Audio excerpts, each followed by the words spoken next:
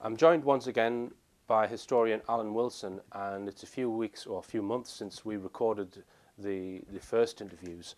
It's now the 16th of February 2012, and in the interviews that we did, Alan, and the shows that have been put out so far, obviously there's no way we can get all of the evidence from your historical research into short DVDs, but it is in the books.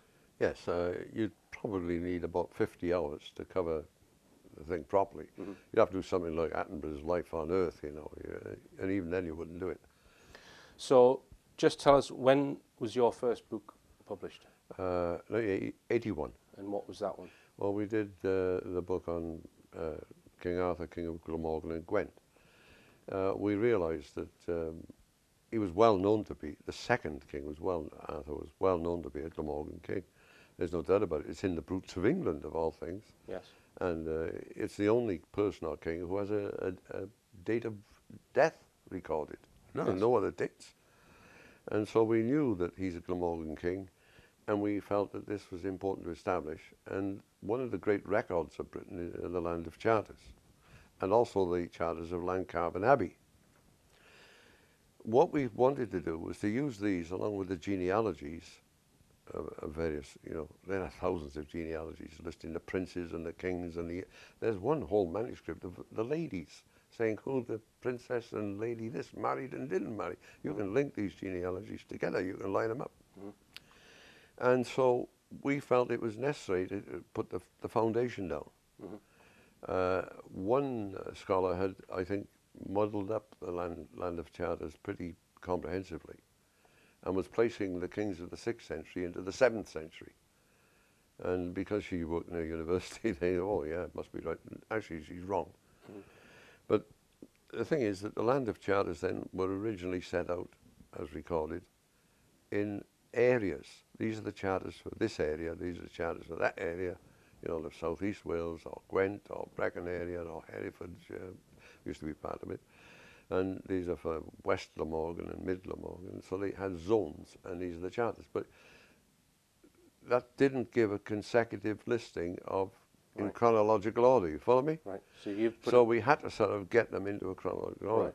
Well, the names of all the bishops were known in a list, so we know who got the charter, and the names of all the kings were known. And frequently, the king and the bishop were named together in Lives of the Saints, in other documents, and in the charters themselves and histories. So the first book was... So to line them up, get them in the right order. And this is massive evidence of the dynasty. Right.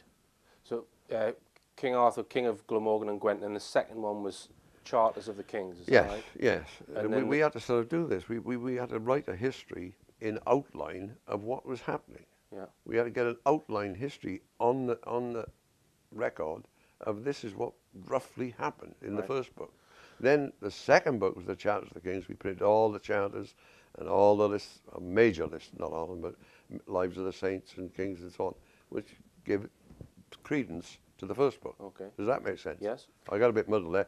And then the third book was King Arthur the War King. Yes, we decided that people will buy 20 books of a novel to one of a history, like, which is a bit stupid, but they do. Right. And we knew that this could be a good story for filming, and as a novel. And people like to read a novel more than they do history, you know. It's easier. We've done a day's work in the office or in a factory. You come home, you've been driving a taxi, you want to relax. So the third book was a novel? A novel. Right. And we had one little illustration. We were invited to a party over in Penarth, and there was a lady there from Oxford University.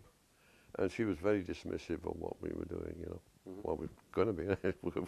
we're saying black, it's white. And so I left the books there, you see. Well, she was staying overnight at the assistant bank manager, or a friend had invited us to this too. And she rang me up the next morning. She said, I took your Arthur the Walking, and I thought, well, it'll put me to sleep in 10 minutes. She said, I looked at the clock in the end. She said, it was 3:30 in the morning. She said, I couldn't put it down. Right. And the few people who have read it really like it. We could have made a hell of a film with this. It would have been really good for Britain and Wales in particular. Okay. There we are. That's why that was written. And these books were quite big, bound, heavyweight books. What we did, we obviously were not part of the gang in London. We didn't have the right accents. We don't live in little villages in Surrey and Kent and so on, and we don't have tweedy coats now. We're a bit different, right? So we know this. And we weren't going to get anywhere with London publishers. So we bought an old IBM compositor, which constantly made mistakes, because there weren't any computers in those days. Yeah, right? Early 80s. And we got a lady who could work it, and we decided we'd make our own books. Well, this damn thing would only do A4 size pages. It wouldn't do any other size, so it had to be a big book. So we decided if we did a hardback book with solid covers, see, a paperback can be read, it falls apart, thrown aside. But you do a big, solid hardback book, that's going to last and hang around. Yeah. And we wanted what we were doing, because it's fundamental research, the first couple of books, you see. Right. We wanted to hang around, and they do. So it was all part of it. Now, the fourth book, which I believe is a bit of a collector's item. They all are. They all are. Which was Artorius Rex Discovered. Yeah. Which was a smaller, more concise book, but hardback. Tell us about that one. We decided the university mob, as usual, they were saying 2 and 2 make 7, you know. Well, no, it doesn't. Maybe it makes 8 3/4, but they wouldn't have 2 and 2 making 4.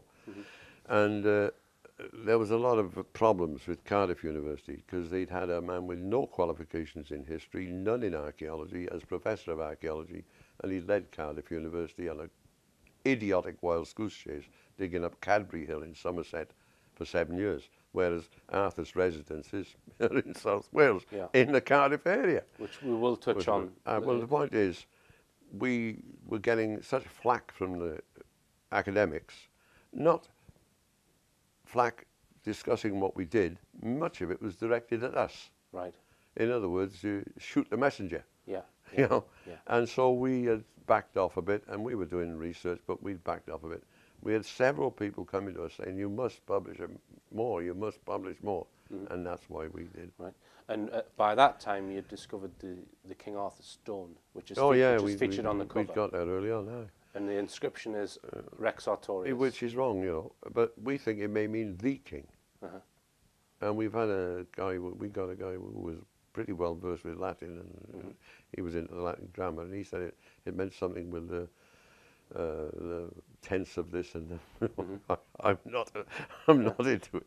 But he said it could probably indicate the king. Right. So was the next book after that one the Adrian Gilbert book or not? What was the? What we'd done, we'd also gone on with the cave, and we'd gone on with other things, and the discoveries were piling up, and the evidence was piling up. So this was at Gilbert came to see us. Munwood Agaya. Yeah, we then decided, well, at the end we decided the best thing to do is get this project out of Britain.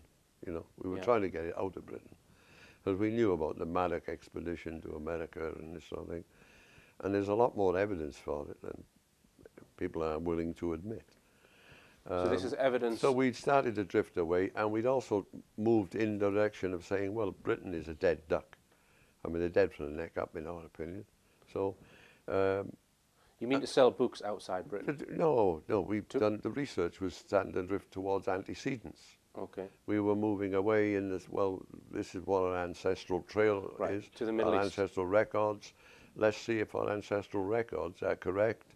Let's get a foundation down. We've been building a house, but let's see if the foundation is solid, you know.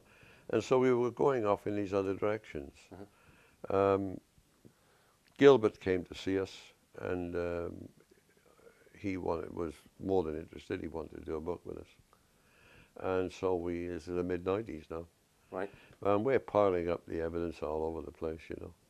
the saga of what had gone on. I mean, if we had to give a lecture, we'd advise the people, like, you know, in Wales, we'd get some bouncers on the door. Right. And they had to have bouncers on the door. Really? Because the Glamorgan Archaeological Trust, who were pulling in millions of government grants, and it was going into pockets, right? They'd send their thugs along. Right. They'd disrupt meetings. It was like the Conservatives getting into the Labour Party meeting, or the National Front getting into a Conservative meeting, you know. So just tell me, when you started researching the histories going back pre-Britain, if you like, or pre-500 BC. We started to look at the whole picture. Was that when you wrote the book, The Trojan War? No, it's much later. So with Gilbert, he wanted to do a book on Arthur. We said, oh, wait, that's turning the clock back. Right. You know, we started to wash our hands of Wales and the Welsh and say, well, if they're that dead up from the neck up. We'd seen Lord Brooks in the House of Lords, and he had one or two others with him. And they said, well, if you're right, or halfway right, there's 20,000 jobs in this. Meanwhile, they're losing all the coal mines are closing. They're losing all the steelworks for closing, you know. 10,000 jobs went in Brimbo and Wrexham, 10,000 in Ebbw they closed the steelworks there, 1,000 at the Orb Works. You know, Cardiff, big steelworks and all the re-rolling mills closed, that's another 8,000 in the two works. Currans, 3,000, you know. The number of jobs lost in steel comes to about 50,000. Never mind coal. Yeah. And we say, well, we can do something for you. Didn't want to know. And this would... And Gilbert's turning the clock back, saying, let's do King Arthur. Right. We said, oh, well, so we So you did. were wanting excavations done where you believe that there are various different things under the ground in South Wales, which we'll touch on in the final section. And there are a few in England. Yeah. But Gilbert, he wrote the book. Now, I just want to ask you about the title, because it's, for me, the title, The Holy Kingdom, when you look at that, I think of religion or something like that. Yeah, well, it's not our title. We wanted different titles. Right. We objected to it, but there is a subtitle which says... He'd done the Orion Mystery, which is a good book, with Robert Boval, and it given him a bit of reputation. So the publisher were looking at him and not at us. It was our research, but they thought they kept looking at him. Yeah, because he was a known, established best-selling. Well, he's done one, that's all. But there we go. And so he's a Catholic, but he's much more open-minded than most. He is. He's willing to look at anything. He is quite open-minded, actually. He's a good guy in that way. And so there was a religious orientation with him. Okay. And he wanted to put the Holy Kingdom, All right, so you think that because he'd caught on to the Holy Family coming into Britain. Right. He'd caught on to this, you see. Right, I see. So the point is, Gilbert then was, and we found when we went on bookshops to see if sales were going up, we found people saying to us, we don't know where to put it. Is it history or religion or philosophy? What is it? Yeah. You know, where does it go? Right. And it was a bad title. Right. But it was a good book. I mean, it was hit upon, but as we covered in the previous show... He writes in a different... It's not... He wrote the book in a certain manner, and the publisher said, no, we don't want that. And he had to rewrite it. Really? In the manner it is. Right. And I don't think it's as good as his first effort, but they've got this idea in their heads that we're all like... well, one gentleman thinks the Ark is in Ethiopia. He's got no evidence for it, how it would get to Ethiopia. Yeah, and so he writes about going up in the river and what a hotel was like in the country, and how he meets Ali the boatman who takes him across the pond, and Ali's father was a boatman, and his I've heard it's got nothing to heard it all, Alan. It's got nothing to do with the Ark, right? Yeah. But we are more direct. They wanted this travelogue sort of thing. I crossed the River Severn and I saw it's crap. Okay. So let's just touch on some of the other books. First, I mean, what we did then, we wrote the Arthur Conspiracy first, 2004. Because by now we had the whole conspiracy of the history to destroy British history out in the open. Britain has the most fascinating, the most detailed, complex and the most provable history in the whole of Western Europe. It's better than Roman history, it's better than Greek history. So and they've chucked it in the bin. The King Arthur Conspiracy, that's the most recent King Arthur book, and it's got a lot of the information of the skullduggery as well. Oh, yeah, a little bit of it. Yeah. A little bit of it. Yeah, well, the point is, you see, that 1850-ish, Darwin's coming out, his theories. Out had come Lyell before saying the Earth is millions of years old and there were dinosaurs and these are fossils. And then Darwin goes out with his theories of evolution of man. Oh, my God, you know, man was an ape and God didn't sort of say, man, you know. And it was a time of upheaval. And two men were appointed. Bishop Stubbs was dragged in hastily and plunked into the chair of Professor of History at Oxford, and Edwin Guest, who's a complete fanatic. You read his books, fanatical Christian, he was put into Cambridge. Right. And they proceeded to demolish everything and put it And what about the personal attacks against you and Baram, Alan? Is any of that discussed in the King Arthur conspiracy at all? Yeah, right. some of it. Right. You'd need a book of 600 pages to do it all properly. Right. Just that alone. Okay, so now let's just briefly discuss the Moses in the hieroglyphs. And Yeah, well, we realised that the histories were correct and well-founded, and we'd been tracking the alphabet in Britain, the ancient alphabet of the British, which is mentioned by Julius Caesar. So it wasn't invented around 1800, as these modern academics will tell you. And there's bags of evidence of it, as you have said before, in Scotland, Wales and England on ancient stones. We backtracked it to Italy, Etruscan inscriptions. We had 14,000, they reckon, and they can read out. Then we found it was also in right here, Switzerland. We backtracked it to the Aegean, we backtracked it into Turkey, Asia Minor, into Assyria, down into Palestine, and it's actually in Egypt. So our ancestors came this way, we tracked them back that way. Yes. And we realized that Egyptian history, as a great many of researchers know, is in one heck of a mess. The best book I read on this is by 5 archaeologists. And Peter James was the lead man, and they got Lord Renfrew, who's a professor of archaeology, to do the preface. And they said Egyptian history is in a total disorder, a mess. And therefore, by every war, every trade agreement, every anything between countries, intermarriages with royalty and that, they use Egypt as the yardstick. And that means all the countries all the way around the Mediterranean and the Middle East, they're all in chaos. Right. 500 years missing, 600 years missing, 400-year gaps, all this. They're in chaos. And the reason they're in chaos is that they're dating everything alongside Egypt. Yes, sure. Now, other people have gone, Velikovsky started into this years ago. And you'll find that there was a Swedish guy who was very, very good. My memory's going a bit, but he led around 1900 the short chronology group, and Petrie and others wanted a big, long chronology. Right. The first dynasty of Egypt starts 4,800 BC, and this guy, I think he was tall anyway, from Sweden, leading the other group, said, no, it's about 2000 BC. Right. So they split it, and they the usual academic stunt. They got in the middle and said 3,400, which is crap. Yeah, okay. So we realized this. All right. So you can't find Moses, and you can't find Jacob or Isaac or anything, or Abraham, chronologically in Palestine or in Egypt, because they're misdating all the archaeological finds. Yeah. Okay, Alan, we're going to go for a short break, and after the break we'll be discussing some more of Alan Wilson and Baron Blackett's books.